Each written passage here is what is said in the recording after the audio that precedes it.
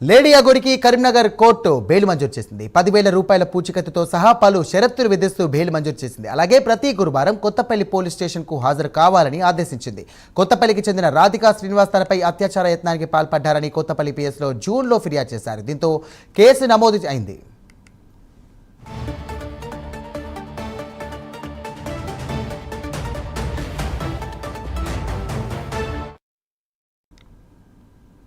హన్మకొండలోని గోకుల్ నగర్లో వరద నీరు ఇళ్లలోకి వస్తోంది. దీంతో వస్తువులన్నీ తడిసిపోయాయి. ప్రజలు తీవ్ర ఇబ్బందులు పడుతున్నారు. ప్రభుత్వ అధికారులు ఇప్పటికైనా నిర్లక్ష్యంతోనే ఇక గోకుల్ నగర్ జలమయమైపోయిందని స్థానికులు ఆగ్రహం వ్యక్తం చేస్తున్నారు. ఇదే అంశానికి సంబంధించి మరింత సమాచారం మా కరెస్పాండెంట్ తిరుపతి అందిస్తారు.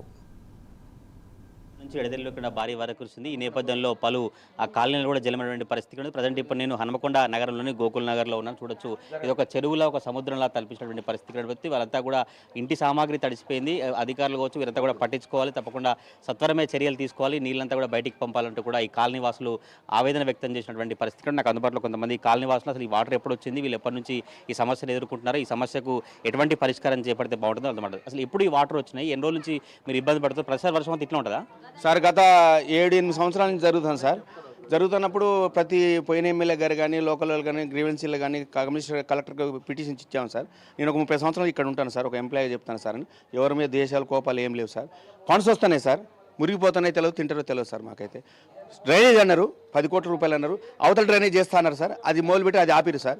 ఇది డ్రైనేజ్ లోపల కోర్టు ఉందంటారు సార్. ఆ కోర్టు ఉందా లేదా మాకేం తెలుస్తుంది, సామాన్యం బతుకుందాం సార్. ఇప్పుడు 20 బండ్లు మునిగిపోయినాయి సార్, కార్లు మునిగిపోయినాయి సార్.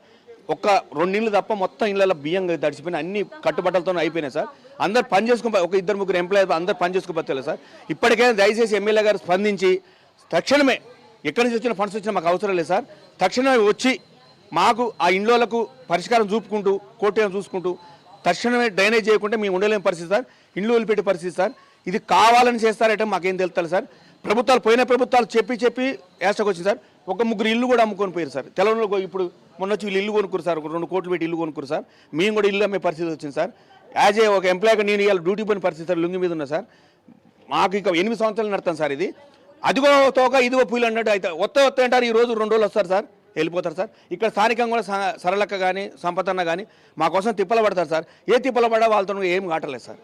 ప్రభుత్వం తక్షణమే ఇదంతా పనిచేయాలని మా కోరిక సార్. సీసీ రోడ్ మీరు చెప్పండి, ఎట్లా ఉంది ఇంట్లో, ఎప్పుడు వచ్చింది వర్షం, తడిసింది సామాగ్రి అంతా ఎట్లుంది? సామాగ్రి అంతా మొత్తం జలమలమయ్యి మొత్తం బియ్యము, పప్పులు, ఉప్పులు మొత్తం సామాన్ మొత్తం ఖరాబ్ అయిపోయినాయి. ఫ్రిడ్జ్, వాషింగ్ మిషన్ మొత్తం ఖరాబ్ అయినాయి. పట్టు చీరలు, అన్ని బీరువాల బట్టలు, మంచాలు, బెడ్లు అన్నీ ఖరాబ్ అయిపోయి ఫ్రిడ్జ్ అంతా కింద పడిపోయింది. మొత్తం అంతా ఇల్లంతా ఆగమాగం ఉన్నది. చిన్నపిల్లలు ఉన్నారని కూడా గత 8 సంవత్సరాల నుంచి కూడా అధికారులకు చెప్పడం జరిగింది. గ్రీవెన్స్లో కూడా 3 సార్లు పెట్టడం కూడా జరిగింది. అయినా కూడా అధికారులు ఎవరు స్పందించలేదు. ఇంతవరకు 8 సంవత్సరాల నుంచి కూడా టీఆర్ఎస్ ప్రభుత్వం వరకు ఉన్నప్పుడు కూడా మేము చెప్పడం జరిగింది. అయినా కూడా వాళ్ళు వచ్చి వర్షం అంతా వెలిసిపోయినాక బురద నీళ్ళల్లో కూడా అసలు ఉన్నారా, తిన్నారా, పన్నరా, వాళ్ళు ఉన్నారా, సచ్చిలాన్ని కూడా ఎవరు చూసిన వాళ్ళు ఇంతవరకు లేరు. ప్రభుత్వం కూడా అసలు పనులు ఏం చేస్తారో, ఎన్ని కోట్లు ఏడబెడతారు, మరి జనాలకు పనులు చేయకుండా వాళ్ళు ఎంత కబ్జా చేస్తారన్నది అర్థమవుతలేదు. ఇక మీరు చెప్పండి అమ్మా, ఎట్లా ఎలాంటి సమస్య పరిష్కారం చేస్తే బాగుంటుంది? స్థానికులు చాలా ఆవేదన వ్యక్తం చేస్తారు, ఇంట్లంతా తడిచిపోయింది, చాలా ఏళ్ళుగా ఈ సమస్య ఉంది, పరీక్షించుకోవాలని చెప్తారు కదా. ఎట్లా ఈ నీళ్ళు ఎప్పుడు పోతాయి, ఎంత టైం పడుతుంది, ఎట్లాంటి పరిస్థితి బాగుంటుంది? వాళ్ళ బాధ చాలా వర్ణనాతీతమన్నా. ఎందుకంటే 8 సంవత్సరాల నుంచి భరిస్తారు వాళ్ళు. అందరికీ చెప్పడం జరిగింది. అప్పుడు నాయన్ రాజేందర్ రెడ్డి అన్న గారు డిసిసి ప్రెసిడెంట్గా ఉన్నప్పుడు అన్న వచ్చిండ్రు, అందరు వచ్చి కూడా చూసిపోవడం జరిగింది. ఇక్కడ అవన్నీ స్వర్ణ మేడం ఇట్లా అందరు వచ్చి చూడడం జరిగింది. తర్వాత ఇప్పుడు ఇక్కడ కాలువ అంటే అటు ఇటు డ్రైనేజ్ సిస్టమ్ కరెక్ట్గా లేదు. మళ్ళీ అప్పుడు ఇంకా ఎక్కువ అది ఉండే, రోడ్డు కూడా పోకుండా ఉండేది. చాలా అంటే చాలా అధ్వాన పరిస్థితి ఉండేది.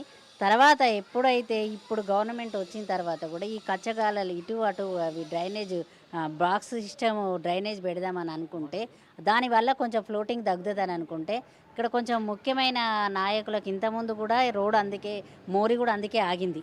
ఇది గోకుల్ నగర్ సంబంధించినటువంటి స్థానికుల అభిప్రాయం. అయితే 800 కుటుంబాలు అనేక ఇబ్బందులు పడుతున్నాం, 1-2-3 వల్ల ఇలాంటి సమస్యలు తలెత్తున్నాయి. తప్పకుండా వీరంతా సమస్యను వెంటనే పరిష్కరించాలి, అధికారులు స్పందించాలంటూ కూడా గోకుల్ నగర్ సంబంధించిన స్థానిక వాసులు అభిప్రాయం వ్యక్తం చేసినటువంటి ఆ పరిస్థితులు కనబడుతుంది. ఒక పైన ఉన్నటువంటి కాలనీ కావచ్చు, మిగతా కాలనీ సంబంధించిన డైవర్షన్ వల్లనే Gokul Nagar, tea junction colony అంతా మునిగిపోయేటువంటి పరిస్థితి ఏర్పడుతుంది. మొత్తం ఇంటి సామాగ్రి అంతా తడిసిపోయింది. ఇప్పటికైనా అధికారులు స్పందించి ఇటువంటి సమస్య తలెత్తకుండా, ఇటువంటి వరద నీరు రాకుండా చూడాలని గోకుల్ నగర్ వాసులు అభిప్రాయం వ్యక్తం చేసినటువంటి పరిస్థితులు కనబడతా ఉన్నాయి. కెమెరా పర్సన్ పవన్తో తిరుపతి ప్రైమ్ న్యూస్.